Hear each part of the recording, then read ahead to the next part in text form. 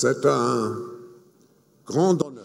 It's a great honor and a pleasure, Tout particulier a very special pleasure to welcome Mr. Emmanuel Macron, President of the French Republic. Monsieur le Président, Mr. President, votre présence your ici, presence here avec une salle pleine, with a very full hall a une has a very special importance tout à fait particulière. Et cela pour deux raisons. for two reasons. Premièrement, First, le thème the theme of our annual meeting this year is to build a common future dans un monde in a fractured world. Si le monde est If the world fracturé is fractured today, c'est certainement it is dû certainly aux because of conséquences the consequences of political, economic, climate, and also especially technological and social change which confront us today. Vous avez You have démontré shown today qu'aujourd'hui, that ce n'est plus it is no longer so much the battle between the right and the left which upset our ideological thoughts, but rather the confrontation entre ceux between those who embrace change et ceux qui préparent and those who proactively change le things for this new world en utilisant by using and taking advantage of all the opportunities offered by Revolution 4.0. et d'autre côté And, on the other hand, those who are resistant to change and who look for salvation in the past and in illusionism. vous êtes You have been warmly welcomed here parce que vous êtes because le you symbole are the de ce symbol of this policy which we so badly que need nous attendions and which we are waiting for to guide us dans ce in this new world. La deuxième raison The second reason de l'importance for the de votre importance présence of your presence here également dans le fait que l'année lies in the fact that 2018 will certainly be a decisive year for the future of the European Union. nous avons la We have a great opportunity, and I speak here m'exprime ici avec as une passion a tout à fait passionate particulière. and convinced European, Un de ceux qui ont and I'm vécu also one of those who really lived through the Second World War. Mais nous avons grâce But thanks to the European Union, aujourd'hui une we have stabilité economic and political stability, which is the économique guarantor au début pour ma of génération. peace in our region, and that is so important for people of my generation. Vous avez su depuis votre élection Since your election, Mr. President, just 8 months ago, you have been able to restore confidence in France. You have given back hope, not only to non seulement aux young jeunes, people, mais but also to all generations, including mine. merci d'être venu. Thank you for having come to Un us. habitué de I think that Merci you are a d'être person who venu comes regularly to Davos. jusqu'à nous aujourd'hui. Thank you for coming to Davos again nous en today. sommes reconnaissants We de are partager grateful to avec you, nous vos and we hope to Monsieur le Président. share your prospects and perspectives with us now. Thank you.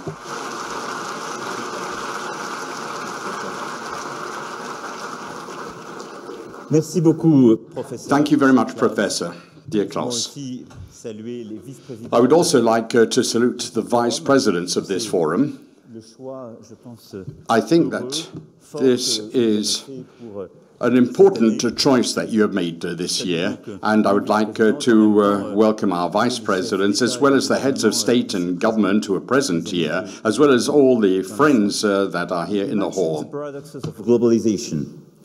And the most obvious paradox when you arrive here at this moment is to be talking about globalization in a place almost cut off from the rest of the world by snow.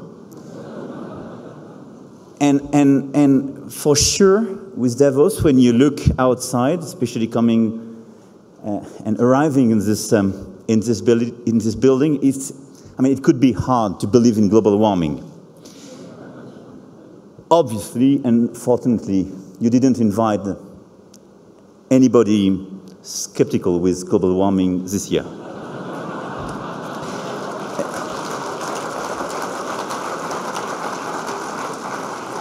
So, you decided to address a series of challenges today regarding our current environment. And my first response is probably to navigate these challenges in France and in Europe. We've already executed a set of action that I will review for you, and we will continue with the same drive. But let us not be naive. Today, globalization in general is going through a major crisis.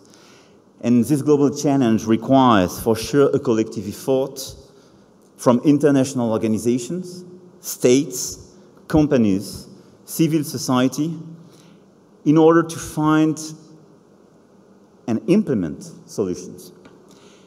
And this is the reason why I think your decision to choose such a topic for this year, and the reason why I came here today, is to make a call for action, and a call to all and every one of us.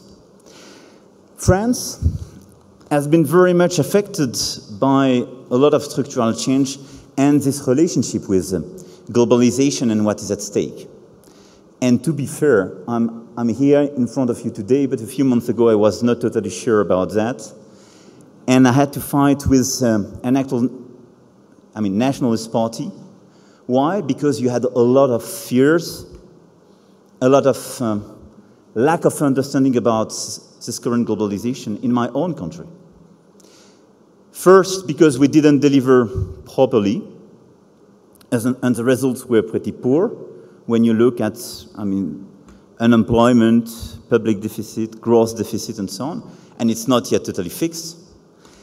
And because some people proposed to French people just to get out from globalization as a very first solution of these issues. But this alternative does exist in all the different countries. And that gives me a special responsibility. The responsibility of building a France that is prosperous and open to the world, but also a France that is capable of recognizing and standing alongside those who have been forgotten and left behind by globalization. And it's not just to deliver and succeed, but in the same time is to show that it's more fair for middle classes and working classes. That's our challenge.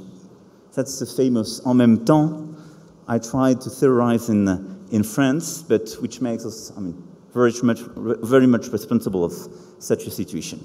The objective is very simple and straightforward. Make France more competitive, more innovative in order to finance precisely a fair system, and make it more competitive in an actual European power, which is the unique way to succeed for France. And I just wanted to wrap up the key pillars of such a strategy. First of all, for me, it's about human capital. Our world has changed, and today we need definitely less arms and more brains, talents, educated people. France has all the required talents in the country, but women and men have to adapt to changes and be trained in an efficient way.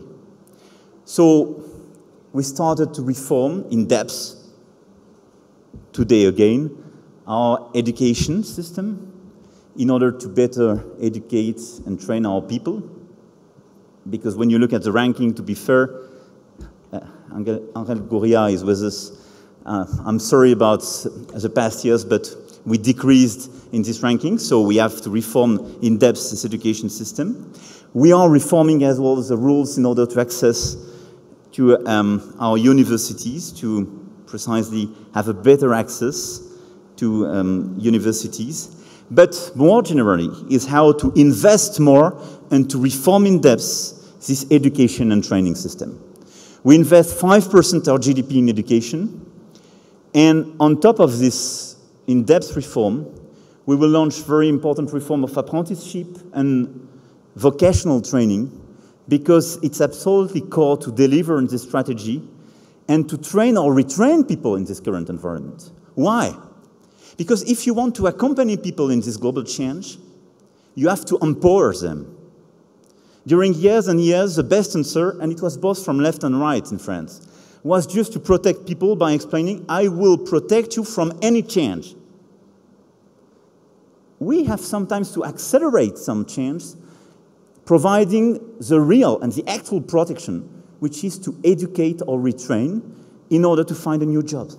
That's why we will invest during these 5 years 15 billion euro in education and retraining, and we will reform in order to simplify, streamline, and make much more efficient all the system. At the same time, we will make innovation the centerpiece of economy with a massive effort in terms of research and development. We will maintain and strengthen our different tax credit and fiscal incentive mechanisms. And on top of it, we will create a new 10 billion fund to finance development and innovation programs, and especially disruptive innovations.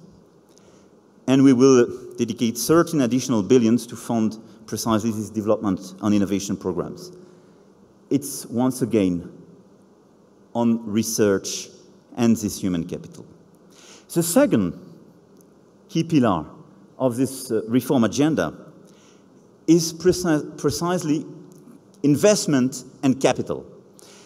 I mean, in such an economy that you perfectly know, which is an economy of innovation and competences, I mean, it's good to have a very competitive financing system. We have it in France, but it's much more oriented toward loans and lending issue than on equity issues. We need more equity in this current environment to finance risks and big innovations, and in order to finance our champions. So we passed a series of reforms in order to reallocate precisely our savings into that direction. We will pass new reforms. Part of these reforms are at the global, European and global scale to be negotiated. And I think we can de-risk our global system by facilitating this orientation towards more equity financing, especially on good and sustainable projects, and I will revert on it. But we passed a series of very concrete measures in order to facilitate such a move. By decreasing our corporate taxes, and we passed the law in order to decrease till 25% corporate tax. We were at 33, to be fair, during this mandate, in order to have a big reform on capital gain. And we will have a unique tax, 30% only, all in all, which will make us very competitive, and by lifting taxes on wages and on capital in order to accelerate this recovery in terms of competitiveness. And by reducing the cost of workforce and capital, we've reinforced France's attractiveness. And this is, for me, one of the key ambitions we should have in order, first of all, to facilitate the allocation of our savings and our capital in equity financing, in disruption and innovation, and to attract foreign capital in such a model. The third pillar is about acceleration and flexibility. In such a world, education and new safety nets is absolutely key to protect people. But you need more flexible structures and rules in order to facilitate this change, in order basically to help the different companies, startups or large caps to sometimes change their business model and readapt to this global environment. That's why we passed, summertime last year, a very important reform of our labor market. I mean, whose the main philosophy, in a nutshell, is to realign France on Germany and Northern Europe, i.e., to have less rules defined by law and much more rules defined by consensus at the corporate or the branch level, i.e., much more adapted to your environment, your business environment, and facilitating the readaptation. That's a big change, and I think it makes it much more competitive and much more productive at home. And I think it was very much waited for decades sometimes by a lot of people. Acceleration and flexibility is also a series of microeconomic reforms, and that's what we are passing on energy, housing, transportation, in order to reduce the total costs for people, in order to improve competitiveness, and in order to make our economy much more rapid and efficient in this current environment in these critical sectors. And I think it's absolutely critical. The fourth pillar of this strategy is that we've also decided to make France a model in the fight against climate change. And that's, for me, I mean, a huge advantage in terms of attractiveness and competitiveness. We should stop opposing on one side productivity, on the other side climate change issues. Why? Because a lot of people, I mean, talents will come where it's good to live, where, I mean, in pleasant place. Because you can create a lot of jobs, and I see the attendance. I have not many people to be convinced. But we can create a lot of jobs in such a strategy. So we passed a series of reforms as well in order to accelerate this green strategy, especially in CO2 emissions and reducing the CO2 emissions. That means we will close all our coal-fired power stations by 2021 during this mandate.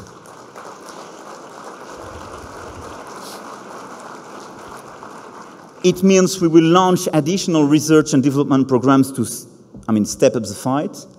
And we've already attracted a lot of startups, projects, and research projects, thanks to the Make Our Planet Great Again program, with, hundreds of projects now arriving in France. The fifth pillar of this domestic strategy, and that's the last one, I can reassure you, I would say is about cultural change. And for me, it's probably as important as concrete reforms and laws and decrees and so on. And this cultural change is, first of all, now a preference for red tape cuts and simplification. France had a strong preference for regulation, laws, and taxes. Why? Because we love politics. And I think if we are fair during the past decades, we managed to better monitor than some other economies inequalities and these kind of issues. But we corrected these inequalities by taxes and regulations. We didn't prevent these inequalities. We corrected them by a lot of complexity. And these corrections basically definitely weakened our competitiveness and our growth. The big change is that we will have a strategy to prevent, and I will revert on it, these inequalities, but in the same time, we simplify, we streamline processes, and we definitely simplify bureaucracy. We took a series of very concrete measures in order to fuel this change of mindset, and the effect is that during the last 6 months, we reduced like crazy the number of new regulations, and we reduce the number of bureaucratic approach, and we are passing a law to totally change the relationship between administration and entrepreneurs and people. The second cultural change is about visibility. We have to guarantee stability for people, entrepreneurs, citizens, investors. All the reforms I mentioned about taxes and simplification, we passed them. And we voted a 5-year strategy in terms of taxes. That's brand new. Because, it's too easy to come and to say to you, I've changed this year my taxes, and the year after to totally change the rules, because unpredictability is absolutely counterproductive. So visibility is part of this cultural change.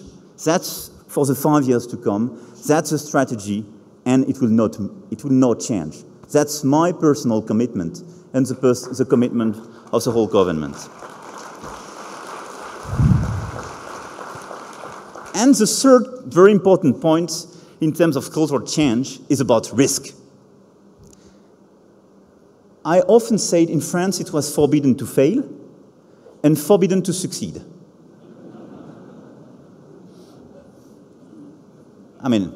As you can see, it reduces basically your way to maneuver.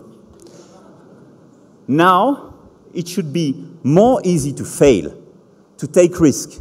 So to reduce the cost of failure, to allow people when they fail to come back and to try something else, and to facilitate successes, and, to be granted for these successes.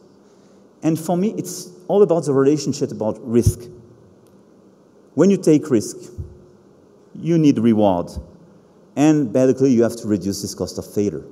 That's a big change if you want to succeed in the current environment. And that's the change we are making in France.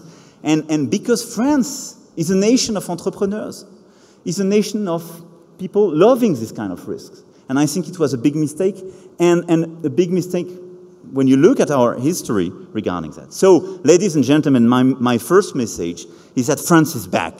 France is back at the core of Europe.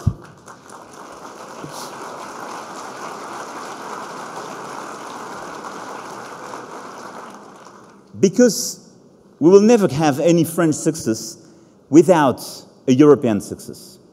And for me, all these initiatives and this reform have an actual counterpart which is a European strategy. And I see a lot of European leaders and my very good friends, and all together we work very hard to have this common strategy. I will not revert on it, and I know that Angela Merkel expressed a few hours ago her vision, and we work very closely in that direction. But in a nutshell, I just want you to believe that the core strategy for me, for the coming years, and especially for this year, is to manage to deliver an actual refoundation of our Europe.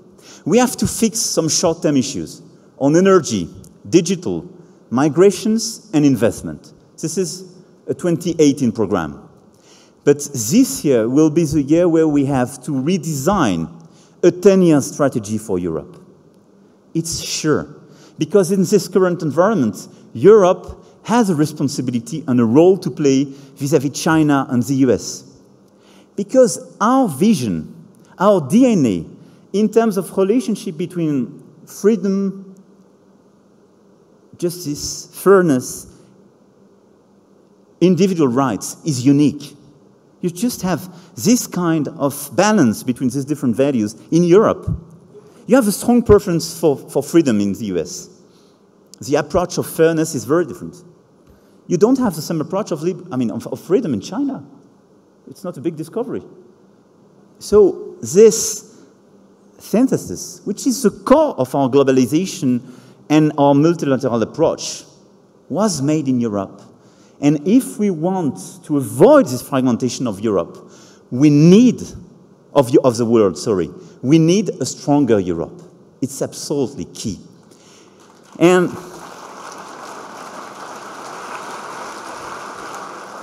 my view is that we have to redesign a 10-year strategy, because that's not an overnight strategy, a 10-year strategy to make Europe an actual economic, social, green, scientific, and political power.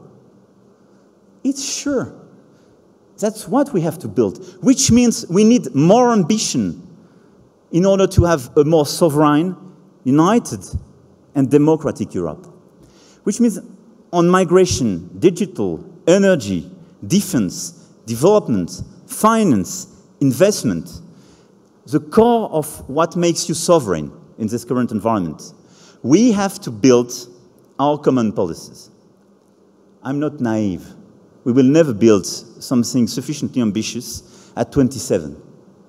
And honestly, it's not. I don't want to say it's impossible to build it at 27.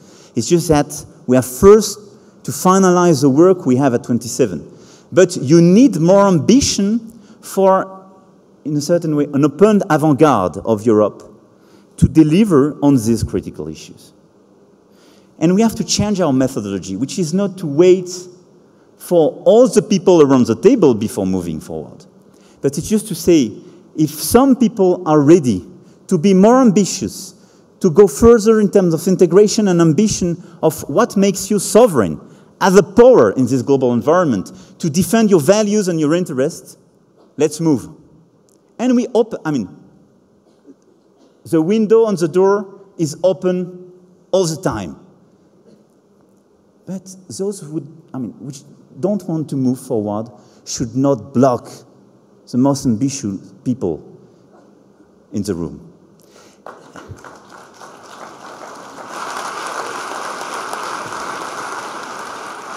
Because I think that such an ambition is the one we will make our Eurozone much stronger, much fair, much ambitious in terms of investment, fairness, and much able to deliver a consistent message, is what we want precisely to do in this current environment.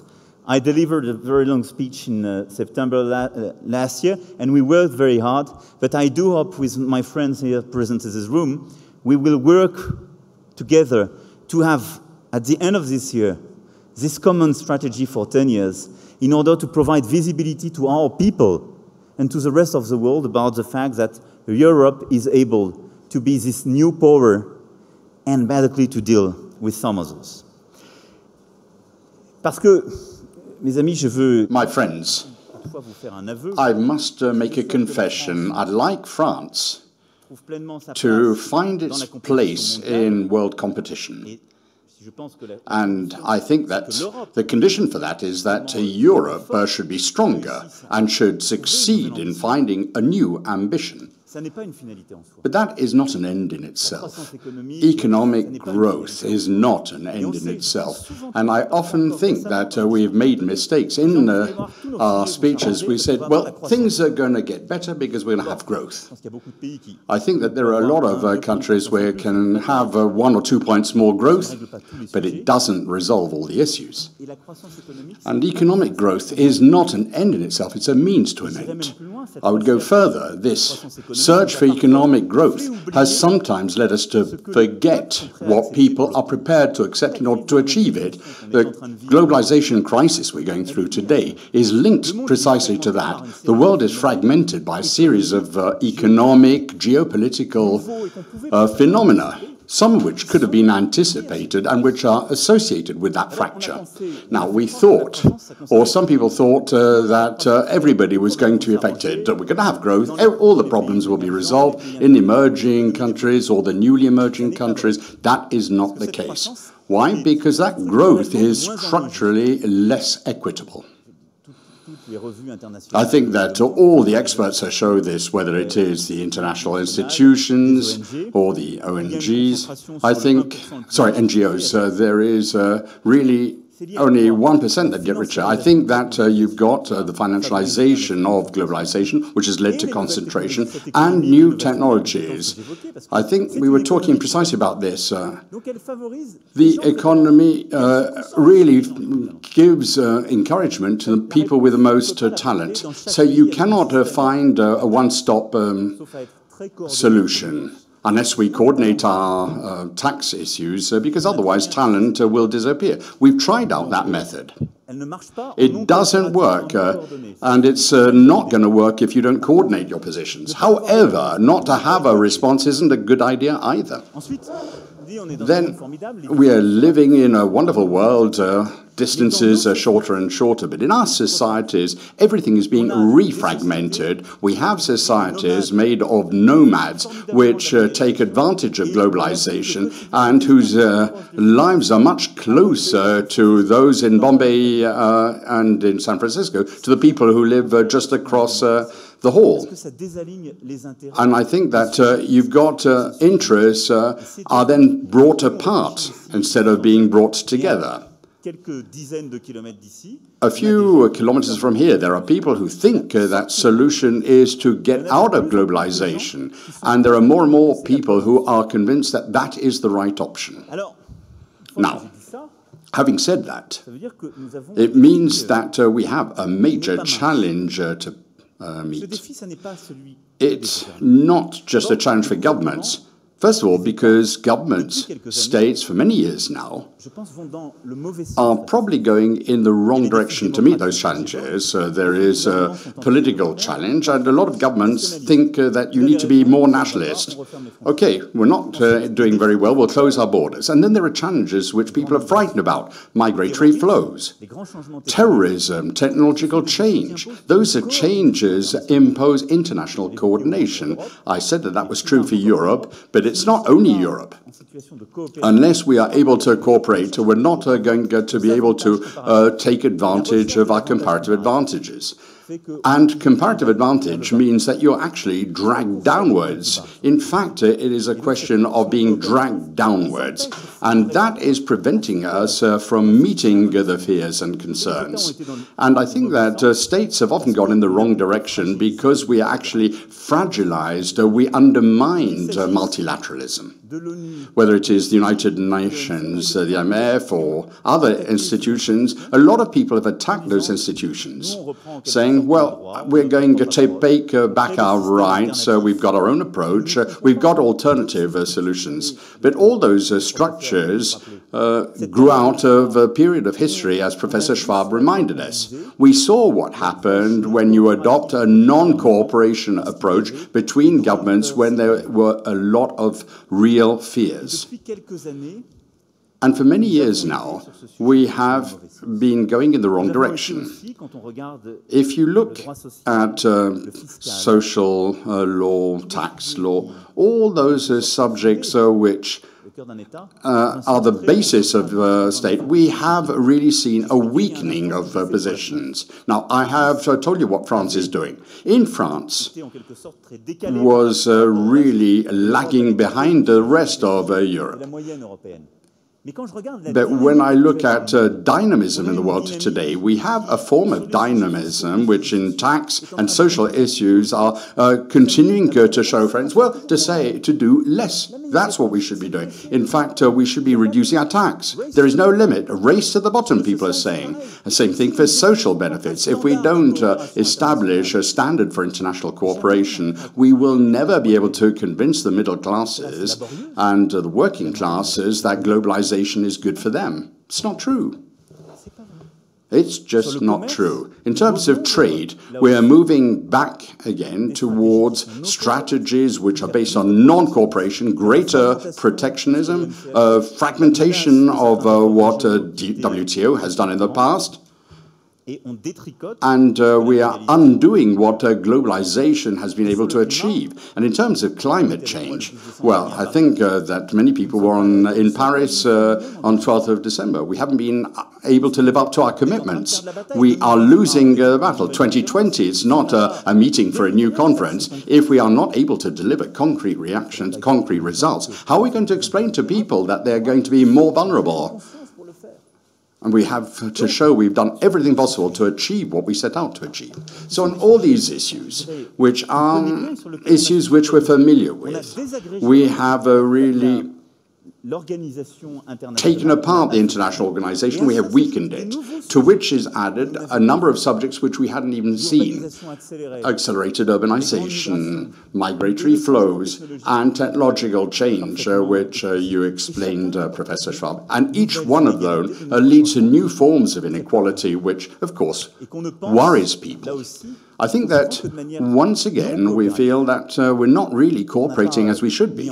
We haven't established an organization at the world level which looks at all the changes that will be ushered in by artificial intelligence and big data. We have no common strategy here. In Europe, we don't even have a strategy either. In the United States, there is a strategy which is to allow the private sector to do whatever it wants. Now, of course, we use those tools on our devices, on our internet platforms, but they have privatized everything with all the consequences in terms of perhaps undermining the right to confidentiality. And in China, everything is being done public with the control of data, which is done on the basis of standards which are not the standards we want. But we've never had a multilateral approach on something which could lead to a destruction of millions of jobs and which could change the way we live our lives. And also the relations between citizens. It could change medicine or the knowledge I may have about you in terms of your capacity to be cured, as well as national identity. Now, I don't want to paint too bleak a picture, but I think that we're encouraging technological change. But unless we're very careful and unless we put a framework here, Schumpeter will really going to start looking like Darwin. And to live in a totally Darwinian world, I don't know if it's very good. Certainly it's not good for our populations. And it's not good for people who want to live in a democracy. So in view of all those realities and changes, and I'll finish up on this, what are the challenges we face and how do we come up with a response? And apart from what we're doing in our own countries and what needs to be done in Europe, I think that we've got to reconnect with a framework which provides for the common good. And the common good is also something which exists, such as sustainable development, health, education, security, social cohesion, human rights, and those common goods can never really be renounced. In our strategies, in our approaches, we've got to actually spell them out. We've got to create the right fora to be able to regulate those common goods in a cooperative manner. And I say that for governments, but also for the private sector. Nobody will be able to suspect me to be just business friendly. Nobody will be able to reproach the fact that we have an approach to the opening of economic development. But quite honestly, I say to you frankly today, if that approach doesn't produce results, it won't achieve. Now, my job as the head of a government will be to achieve that. And I hope that people in the private sector will come to France and will help to create jobs. But even in my country, unless I give a meaning to globalization, if I cannot explain to people that it's good for them, and that it will help them to develop their own lives in 5, 10 years, 15 years' time, they will be the nationalists, the extremists who want to get out of the system, and they will win, and it will happen in every country. So you cannot just say, well, what are we going to do? It's terrible when you've got nationalists and extremists or people have terrorist messages when they win. No. The challenge is now. It's in our countries. So the question is, do we know how to establish a new global contract? A compact which is not a compact between governments. And I say this quite frankly, if the part of that contract is not included in investment models, in the model of banks or enterprises and entrepreneurs, if each one of these people understands that they have a part to play in this global compact, it won't work. Because there will always be somebody who is going to be tempted not to cooperate, because there will be a real premium for free riding. I think that today we are in a situation where in our globalized world, a majority of powers are becoming free riders of our global system. That is the system we have today. And this new global compact has to be founded around 3 important commitments: the right to invest, share and protect. It's not exhaustive, of course, and I cannot be complete. I'm overlooking a number of subjects because I don't want to go on for too long.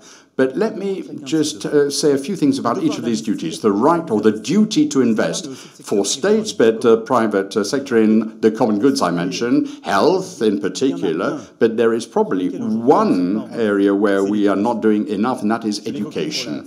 I was talking about the strategy we're developing in France. We have to do the same thing at the European level. But I think that throughout the world, and particularly in those areas which are in the greatest difficulty, in the world today we've got 750 million adults, 2/3 of whom are women, who don't have basic literary skills. So if there is one priority for our investments, is to invest in education, and the education of girls in particular. Because if you don't invest in education, there will be no growth in the country. That means we're going to continue to have a predator-type strategy in the country in which we operate as foreign investor. And if there is no investment in the education of young girls, there will be no equality between the sexes. There will be no place for women. And in societies where there are the greatest difficulties, sometimes for cultural and religious reasons, the solution is to be found amongst women. They will be the ones to construct the future, and the choice of certain countries to regress in terms of education, this is something we cannot keep quiet about. So in view of that, we need to invest massively in education. In Africa, in 2015, there were more than 101 million children who were not going to school, 53 million girls. Next week, I will be with President Macky Sall, and we're going to try and develop a partnership for education. And it's important that all the countries represented here commit to that. And I think that it's important that entrepreneurs and companies must commit. When you invest €1 in Africa, invest €1 in the education of girls. Otherwise, you're investing for the short term. If you're going to open a mine or some transport infrastructure, fantastic, and sometimes you'll get state aid, etc. And there is a lot of financing which will help you to achieve what you want. But also do something which will stabilize the country now. And so I think that there must be investment in education. There has to be a public-private partnership here. I think that this is absolutely fundamental. And I think you will have understood this. Investment in development, having a more ambitious development strategy than we have today, is indispensable if we want to avoid this fragmentation in the world. The second duty is the duty to share. Share of values is older than us, and has always been something that has irrigated capitalism. But there is a crisis of contemporary capitalism. In the globalization process, capitalism has become a capitalism of superstars, and the spreading of value added is no longer equitable. A lot of people don't look at how work is remunerated. So I think that we have to establish mechanisms to share value added more fairly. I think that we need to have a way of creating better incentives, not only financial incentives as well as environmental incentives. And I'm not just speaking about tax. If there is a greater social and environmental responsibility for companies, and talk about the right share of the fruit of growth and success when it is attained, in the criteria for investment, there will be a surveillance of how investments are made.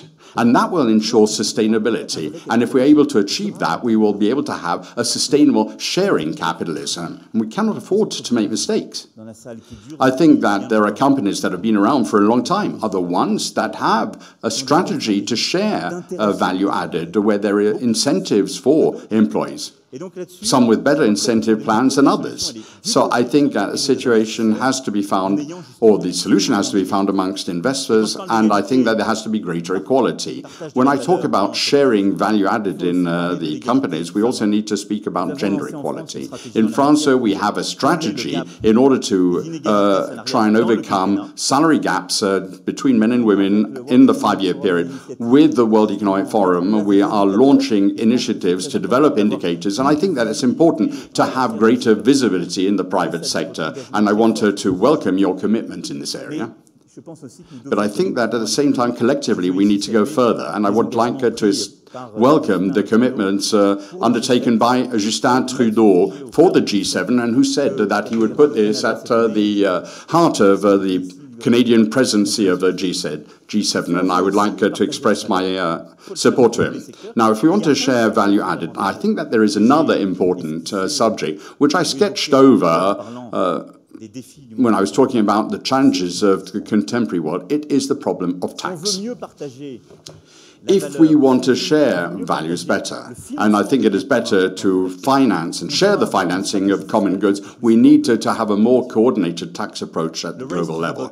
A race to the bottom will lead reduction in the financing of what we call the common good. So I think that there is a collective impetus to be provided. The OECD has done a lot of good work in this area, and thanks to that, we have prevented or tried to prevent the erosion of a tax base. We have signed a multilateral treaty.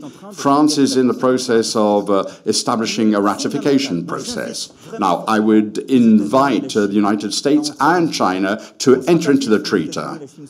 If the two countries won't join, we won't be able to achieve very much. So I'd like to say that this is the real partnership to avoid tax erosion. We need to have a peaceful basis for tax cooperation which avoids the optimization strategies of certain companies. And I think that there is a moral element here, a moral way of making profits. And I'll say this quite honestly.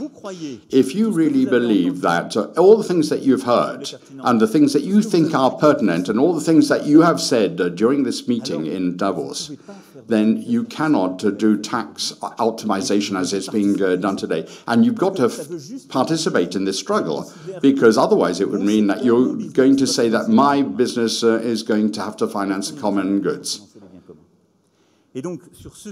So on that subject, I think we need to renounce tax optimization or unbridled tax optimization, and I think that we can go further here. There is another important aspect, talking about tax, how you can have a tax on digital activities. The major digital players are major players for innovation in our societies, and I think that we all want to have them in our country, want to develop them, so we can't be hypocritical about that. But at the same time, there is a twofold justice. How can I say to a startup in my country, you're going to become a champion, when the big international champions don't pay any tax in my country, and the startup does? And how can I say that technological change is fantastic when those digital champions create the changes which I welcome, but where they don't pay taxes, and the one that distribute them in their business plans pay VAT, corporate tax, etc.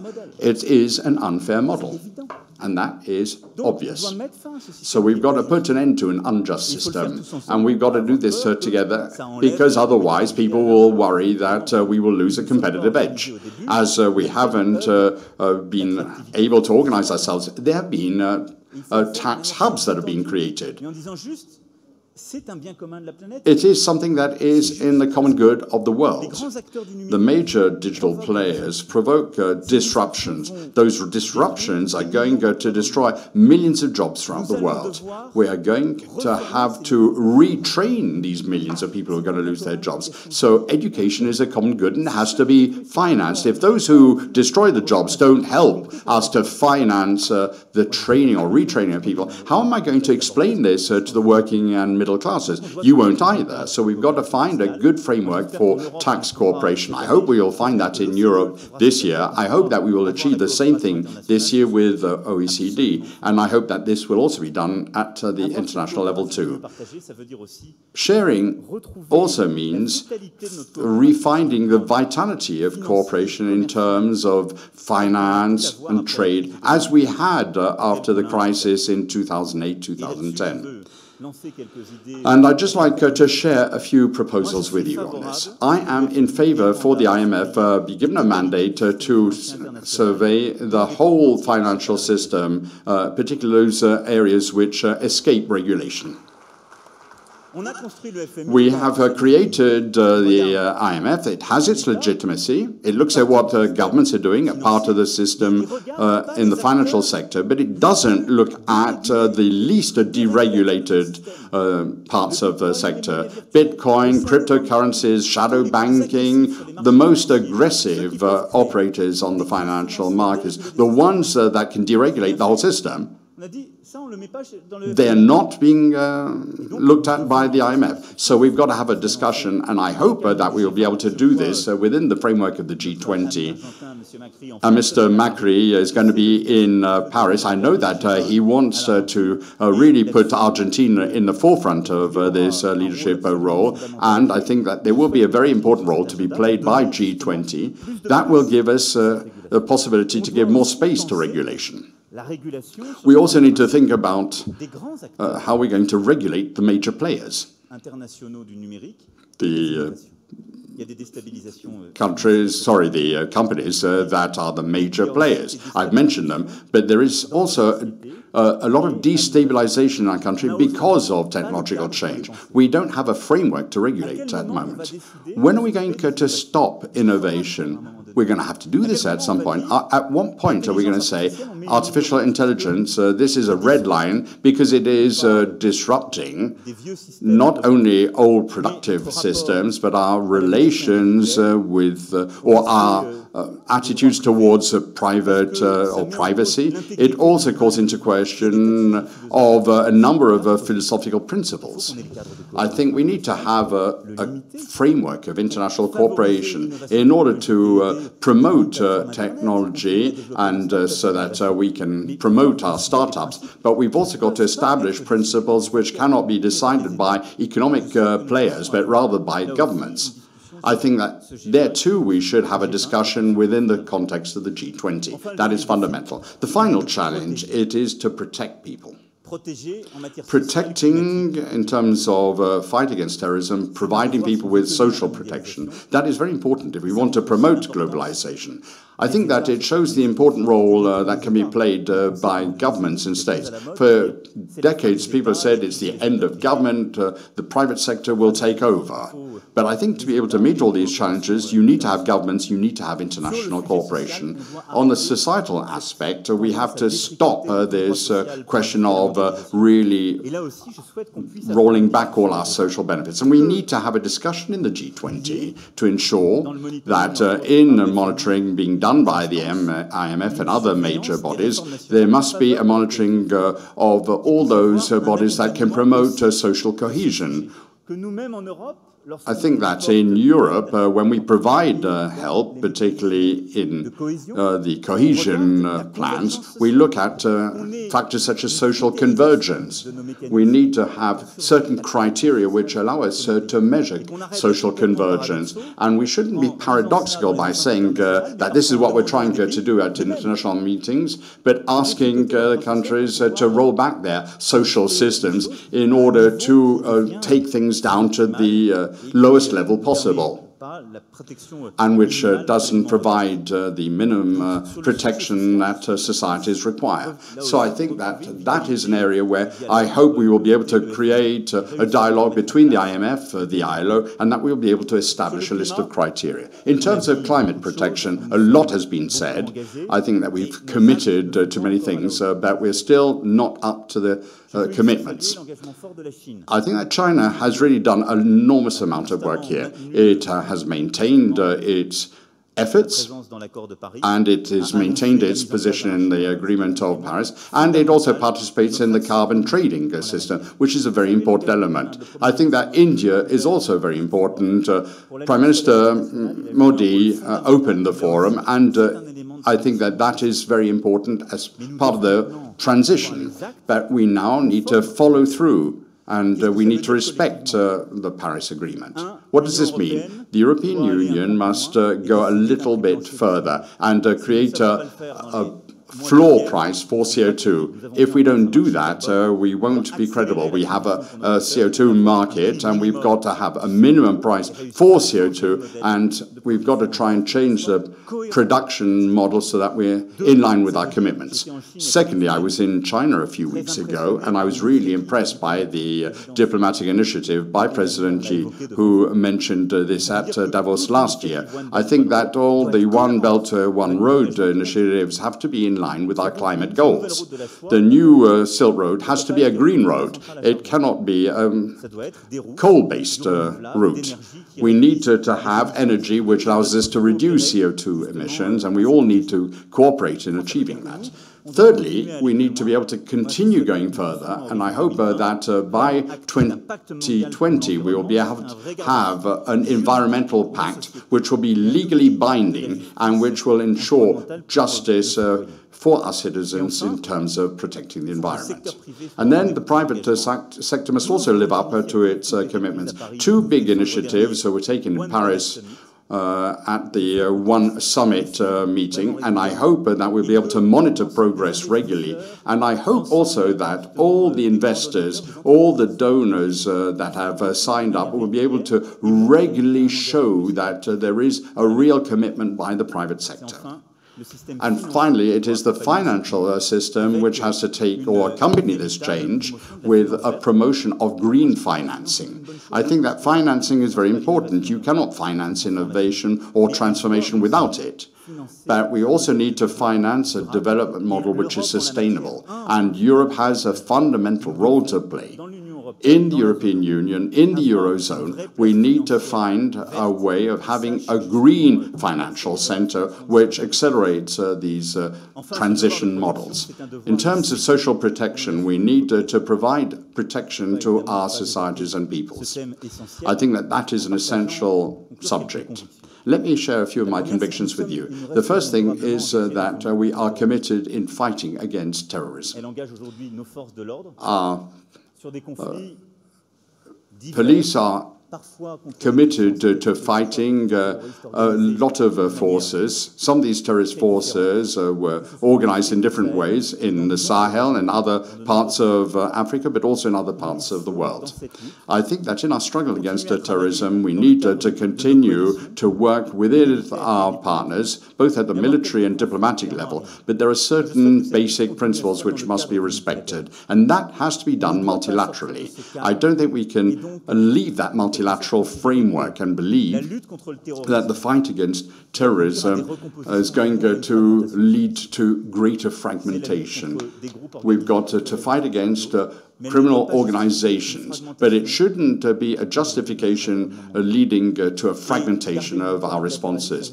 And acting in a multilateral way means that we put pressure on regional powers such as North Korea and Iran, but without really leading to the fracturing of certain regions. And this struggle has to be done within the framework of a political approach and a diplomatic approach. Unless we can find a political and diplomatic solution, terrorism will continue. Let us be honest. Sometimes we have created solutions that have led to terrorism, believing that simply trying to get rid of a tyrant which we didn't like, that would solve all our problems. You cannot replace the sovereignty of peoples and their sufferings, and I think that only stable political solutions, sustainable solutions, will allow us to achieve a result and allow us to fight against terrorism, because it will prevent frustration being rekindled in these different countries. So we've got to not only win the war against terrorism, but we've got to create the conditions for a durable peace in areas of the world which are engaged in this struggle. I'm thinking of the Middle East, of course, but I'm also thinking of Africa. I think our cooperation here is important. We've got to do peace building as well. I think everything is linked. We've got to give a meaning to globalization, which we're bringing to these parts of the world. And that's why development policy and our diplomatic activities is inseparable from our military policy. If you fight against terrorism in a country, but you have no development strategy, if you've got no education strategy for that country, now, you might one day win, but the next day the causes that led to terrorism will not have been eradicated. And I think that everything is interlinked. Terrorism has come back to the Sahel region. Why? Because we weren't able to provide a development policy, we weren't able to provide an education policy, and we haven't found an answer to climate change. And the destruction of Lake Chad has led to a real economic and moral crisis in the whole region. And that is why jihadists have been able to thrive. So fighting against terrorism is a military option, but it also requires a diplomatic solution. Now, I will finish up on this point. I think that the social contract has to involve all the stakeholders. We've got to fight against free riders and the strategy of free riding, which means we must also be consistent in our approaches. We should not have trade agreements with countries which don't respect health, social and other conditions. We should not have discussions on certain subjects with certain powers if they don't meet our criteria. And we ought to have a consistent agenda in terms of protecting what we call the public goods. We won't be able to do things from one day to the next. And I think that it would be much better that we come together and prevent the divergences increasing. A new global and shared framework. And this framework should be based on cooperation and multilateralism, and absolutely not on a sort of new hegemony or fascination on new powers. It would be a huge mistake, which means we have now a tremendous responsibility. Because this new framework, this new compact is the unique way to protect our interest on the long run, our common good, and our people. The answer is partly here, in this room. And in a certain way, our new frontier is not a geographical or a technological one, but it's much more our commitment. We are our own frontier, in our own conscience. If we commit ourselves to make our current globalization more fair, sustainable, in favor of middle classes, if we commit ourselves to enable our youth, if we commit ourselves to take into consideration long-term and complexity of our decisions and not just short-term returns, so we can converge and build a new globalization understandable and good for our people. Resuming this great idea of progress, we have the solution. We, as government, businesses,